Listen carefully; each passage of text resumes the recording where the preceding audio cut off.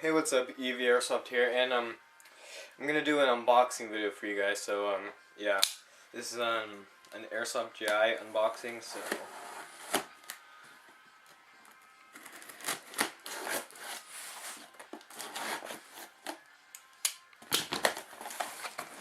okay.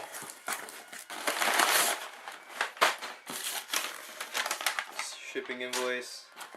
Okay, so I got this. Oh fuck! I think this is the wrong one. But whatever. I got this Systema cylinder. This battery charger, cause I lost my adapter for mine. This tool so I could work on my G&P finally, cause I haven't had the right tool for a while, so. And an M130 Spring, G&G M130 Spring. Two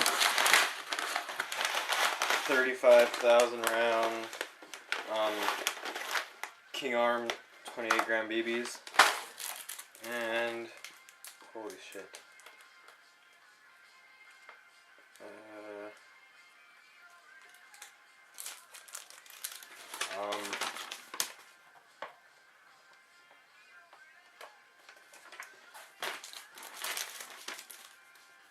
And this hop-up bucking, I guess.